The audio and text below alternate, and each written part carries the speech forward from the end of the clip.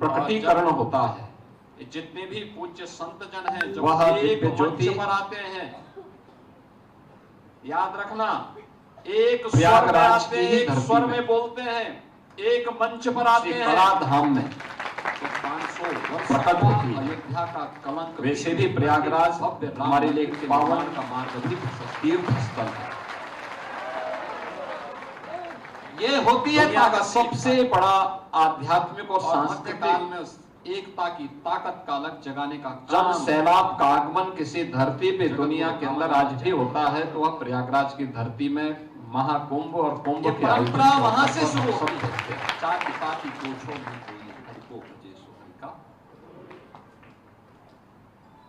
ये वही परंपरा पूज्य है। संत और उसी परंपरा को आज जगत गुरु गोलकदास जी महाराज ने अपनी जिस मैं यहाँ पर विशेष रूप से आया हूँ, परंपरा को मानवता का आंसू और जिस परंपरा में वे दीक्षित हुए वो रक्षा करने वे के भारत की वैष्णव परंपरा भूखे की को अन्न रामानंद देने के लिए संप्रदाय की उस उन्होंने पावन अपने जीवन परंपरा का को उन्होंने मिशन अंगीकार किया और उस मिशन के तहत जिसे उन्होंने जो उपदेश किया, जगत गुरु रामानंदाचार्य जी ने उन्होंने कहा आगे अपना बढ़ाया। साथ दुख सबका जाने और प्रयागराज की धरती का यह सौभाग्य है ताको माने कि प्रयागराज में यानी जो व्यक्ति जगत दूसरे के गुरु दुख को रामानंदाचार्य अपना जी की भी समझता है, पावन वही सच्चा जन्मभूमि है।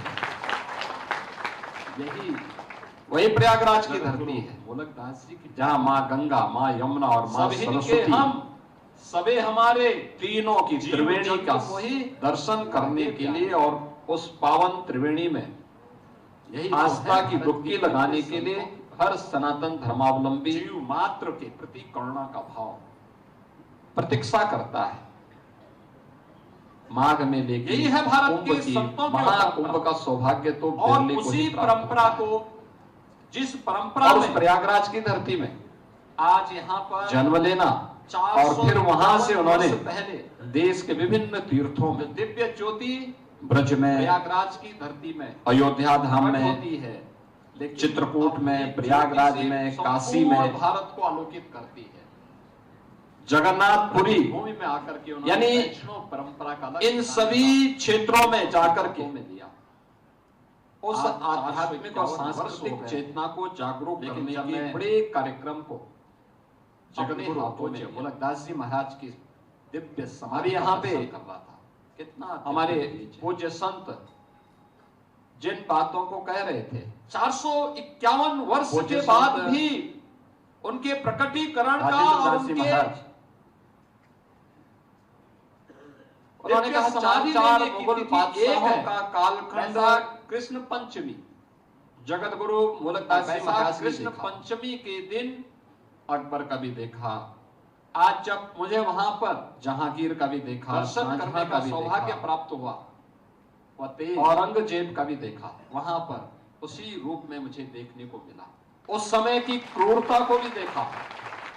यह है दिव्य साधना का प्रभाव और भारत के संतों की ये दिव्य परंपरा है, भूमि पर देखने को अवसर प्राप्त हुआ। बहनों और भाइयों, जो कभी भी हमारी ये ब्रज भूमि किसी भी विधर्मी के सामने और राधा रानी के अपने मूल्यों और अपने आदर्शों से विचलित हुए बगैर यहाँ के तो रज रज में श्री राधा रानी उन्होंने उस समय जिस जनचेतना को जागरूक किया अवलंबी करता है, उसी पर आधारित है आलोकित होते हैं आज का आध्यात्मिक और प्रेरणा सांस्कृतिक प्राप्त भारत। एक नया ओर हम जब चर्चा करते हम हैं सबको संत प्राप्त होता है। तुलसीदास जी का, ऐसा नहीं कि तुलसीदास जी को यहाँ के दिव्य तीर्थ उस समय के वृंदावन है, बरसाना है, शासकों गोवर्धन ने है, लोभ और लालच गोकुल में है, दिया हो। नंदगांव है, अकबर ने ये बहुत सभी प्रयास किया, हम सबके लिए एक नई प्रेरणा है, बहुत प्रयास देव किया। है। उस समय के ब्रज तमाम तीर्थ विकास अन्य परिषद उनके नौरत्नों में से बहुत गठन सारे लोग करके थे जो उनको सभी लालच दे करके क्षेत्रों में वहां लेके आना चाहते यहाँ थे, की परंपरा को संरक्षित करते हुए अकबर के पास ले जाना चाहते हो थे, सके मुगल बादशाहों के पास ले जाना चाहते थे। संरक्षण करते हुए पूज्य संतों के मार्गदर्शन में तुलसीदास जी ने तो एक ही उसके बात कही, उन्नयन के लिए कुछ हो सके। उन्होंने कहा नहीं, तो ये डबल इंजन की बादशाह सरकार कौन होता है मैं अपने नहीं जानता, स्तर पर प्रयास कर रही है। हम बादशाह को नहीं क्योंकि हमारा पहचानते। मानना है विकास तभी सार्थक उन्होंने है। कहा भारत का राजा, उन्होंने कहा भारत का राजा तो एक ही है। याद करिए। और आज इसीलिए भी जब जब हमारे यहाँ काम रामलीलाओं का आयोजन होता है ना, रामलीलाओं में दोनों हम कार्य एक ही एक बात साथ चल कहते रहे हैं, बोलो राजा रामचंद्र हम लोग की। उन चीजों को ढूंढने का प्रयास कर रहे हैं। ये किसी और ने नहीं, मुगल एक-एक कालखंड उन में कार्यों नारा को दिया था संत जो तुलसीदास कभी जी नहीं हुआ। महाराज। काशी में आपने देखा होगा आदरणीय प्रधानमंत्री जी के यानी भारत का राजा में काशी का कोई विधर्मी नहीं हो सकता। धाम भारत का भव्य एक ही और राजा दिव्य है हो गया। और वह सनातन राजा है और वह राम है। पहले काशी राम में, के अलावा काशी विश्वनाथ धाम में दर्शन करने के लिए कोई सनातन धर्मावलंबी आता था, बेझिझक यानी उनको 1916 में कोई जागीर नहीं चाहिए। राष्ट्रपिता महात्मा गांधी जो ये कहते हैं जब तुलसीदास काशी जी हिंदू विश्वविद्यालय के गरीब ब्राह्मण थे, उद्घाटन कार्यक्रम में भाग लेने नहीं। के लिए आए थे, इससे बड़ा धनी कौन? वे भारतीय राजनीति में उस समय नए नए प्रवेश किए थे। उस समय सबसे बड़े बादशाह के प्रस्ताव को मोहनचंद ठुकरा करके गांधी की जी नहीं, के मन में जब ये भाव आया कि मैं भी काशी मैं तो एक महिमा ही राजा को दर्शन जानता हूं और वह भारत का राजा है, सनातन लेकिन राजा जब है गए, और वह संत राम है। देवी को उन्होंने और देखा, रामलीलाओं के आयोजन के देखा, माध्यम से उन्होंने उन्होंने भाव मक्खियों को के देखा, अंदर जिस जनचेतना को जागरूक किया, उनके मन में खिन्नता हुई। 1916 में वह उन्होंने कहा था कि अगर किसी हर लोग का भारतीय कोई के लिए जीव नहीं कभी गिरना हो। धोखे से यहाँ गिर जाए, आज भी आप देखते हो तो उसको लगेगा कि मैं नरक में आ गया हूं। ये गांधी जी ने 1916 हम देखते हैं कोई पिक्चर बनती है, बहन और भाई 4 दिन 10 दिन 15 दिन चली, उसके बाद लोग जब 2017 में मुख्यमंत्री बनने के बाद मुझे सौभाग्य मिला कि मैं भारत काशी की में ये दर्शन दिव्य करने चेतना है और आध्यात्मिक प्रभाव है और सांस्कृतिक प्रभाव, वही स्थिति थी। कथा कथा के के माध्यम से हम देखते हैं 50 कुछ लोग नहीं जा की सकते। जब कथा होती है, हजारों और लाखों लाखों की संख्या में श्रद्धालु उपस्थित होता है। आज हर मैं कह व्यक्ति को सकता मालूम हूं है कि इस 50,000 प्रसंग के बाद क्या होने वाला है। एक साथ बाबा विश्वनाथ लेकिन का तब दर्शन भी कर सकता है। क्योंकि वह कथा भारत यानी की 50 से 50,000 तक चाहे पहुंचने वह की जो यात्रा यात्रा है, है, कथा हो, श्रीमद् ये भागवत भागवत महापुराण की कथा हो, शिव महापुराण पुराण की की कथा कथा हो, हो, इस गति हर भारतीय जानता है, हर सनातन ये धर्मावलंबी गति जब जानता है, प्रगति करती है जानता तो है कि इस उत्थान प्रसंग की के ओर बाद जाती कौन है। सा प्रसंग यही आने वाला सनातन है। धर्म है। और लेकिन जब वह गति नकारात्मक के होती है, बावजूद सनातन विरोधी होती है कथा में, तो अधोगति की और ओर जाती है, प्रसंगों के दुर्गति साथ उसकी होती है। समसामयिक प्रसंगों के साथ जोड़ करके हम जब इसको कोई प्रगति कथा की तरफ अभ्यास ले जा रहे हैं, क्योंकि उस कथा सनातनी को और भी परंपरा की मजबूती के साथ प्रस्तुत करता है। और इसीलिए इसको प्रगति के लाखों लाख करने में हमें सफलता भी श्रद्धालु अयोध्या में आपने देखा होगा। घंटों घंटों बैठ करके उसका अयोध्या में श्रवण 3 करता घंटे है, बिजली मिलती थी 2017 उसको के अंगीकार करता है और उससे उस समय कोई अपने जय श्री राम बोल दे तो पथ को आलोकित करते हुए लड्डू मिलना बाद में और डंडे जरूर मिल जाते थे। संकरी गलियां थी, कब भवन गिर जाए कोई भरोसा के नहीं बाद था। से लेकर के दिसंबर तक आवागमन के साधन भी सीमित थे। हर गांव में आज आप जाइए अयोध्या में, देर सायकाल जहां से से आप लेकर के जाएंगे, देर रात्रि तक रामलीलाओं आप का आयोजन अयोध्या होते हैं। त्रेता युग की याद फिर से रामलीलाओं के आयोजन के लिए है। सरकार सहयोग नहीं करती। हमने त्रेता युग नहीं देखा है, लेकिन धर्म ग्रंथों में जो सुना है, चंदा जो इकट्ठा करते हैं, उसी प्रकार की लोग ही अयोध्या बन बन जाते रही है और इन पूज्य पूरा संतों गांव की एकजुट साधना होता का, है। इनके संघर्ष का प्रताप रामलीला है। का मंचन करता है। मैंने जो बताया ना, और रामलीला के कि मंचन के संत माध्यम एक से मंच संवाद पर के आए और माध्यम से एक राम स्वर में के बोले, साथ अपना तारतम्य 500 वर्षों का कलंक मिट गया, अयोध्या में राम उसमें मंदिर न का, जाति भव्य राम भेद मंदिर है, का निर्माण। न मत का भेद है, न संप्रदाय का भेद है।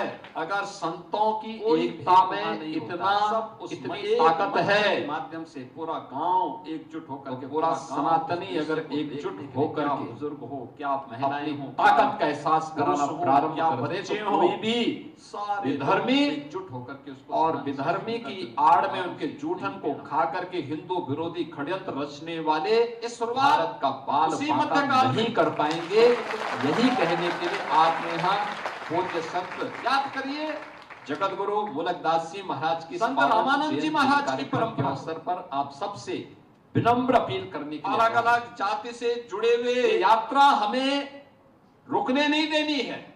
महापुरुषों बिना को रुके, उन्होंने बिना थके, बिना डिगे, शिष्य बिना बनाया। झुके याद इस करिए अनवरत यात्रा को चरेवेती के संकल्प संत के साथ आगे बढ़ाना होगा, निरंतर आगे बढ़ाना होगा। रैदास भी तो उन्हीं के शिष्य हैं। हमारा व्यक्तिगत स्वार्थ संत सनातन भी धर्म के मार्ग में और भारत राष्ट्र के मार्ग में बाधा नहीं बननी चाहिए, कभी नहीं बननी चाहिए। उन्हीं की परंपरा में 22वीं पीढ़ी में से बड़ा नहीं हो सकता। जगत गुरु गोलकदास जी महाराज नहीं हो सकता, आविर्भाव भी होता है। पूज्य संतों ने जब ये हमारी व्यक्तिगत हित को, परंपरा है, अपने आश्रम के हित को, अपने संप्रदाय और पंथ के हित को एक और रख करके सोचा, सनातन धर्म के बारे में सोचना प्रारंभ किया, अपने पंथ के बारे में नहीं, तब ये व्यापक संप्रदाय के बारे में नहीं, तब यह दिव्य तेज हमें देखने को मिला, सनातन धर्म के बारे में, तब यह चमत्कार हमें देखने को मिला है।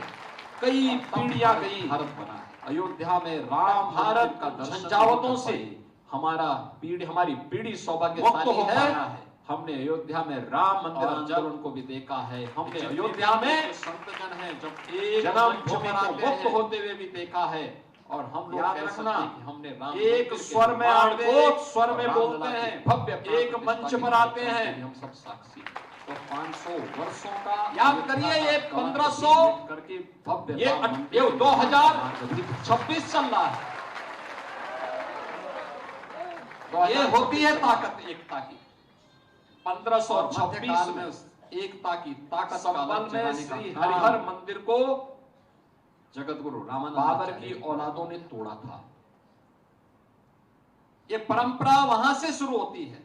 जाति पाति पूछो नहीं कोई, हरि को भजे संबल का सब कुछ वही परंपरा है। सड़सठी परंपरा को आज नमन करने के लिए मैं यहाँ पर विशेष रूप से आया। 1976 और 1978 में दंगे हुए, मानवता का आंसू पूछने के लिए, सैकड़ों हिंदू मार दिए गए के लिए, भूखे को अन्न देने के लिए 95-96 में समाजवादी पार्टी की सरकार में उन सभी दलितों के मुकदमे वापस कर दिए। उन्होंने जो उपदेश दिए उस समय कितना दिव्य है। उन्होंने कहा, मुझे उस परिवार का एक सदस्य मिला, सबका जाने। उसने कहा, साहब का हमारी प्रॉपर्टी को पूरी तरह लूट लिया, यानी जो भाग कर दूसरे के दुख को अपना समझता है। मैंने कहा, कोई कागज है लेके आ जाओ, आपकी प्रॉपर्टी में फिर से आपको कब्जा कराएंगे। चिंता जगत गुरु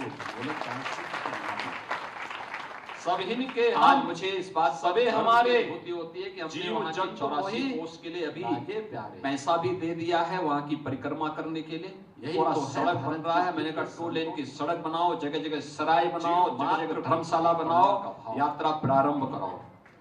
सभी 67 तीर्थ हमने पुनर्जीवित कर लिए हैं। यही है भारत के 19 कूपों पर जो कब्जे थे सब, और उसी परंपरा को वापस जिस परंपरा में, और उनको हम फिर से कर रहे हैं। आज यहाँ पर याद करिए 451 वर्ष पहले राम जन्मभूमि मंदिर को जो दिव्य ज्योति की ही प्रयागराज की धरती में प्रकट होती है, ठीक 500 वर्ष ज्योति से, और 500 वर्ष पूरे नहीं हुए, हमने वापस राम मंदिर को लिया है, भव्य राम मंदिर का निर्माण किया है।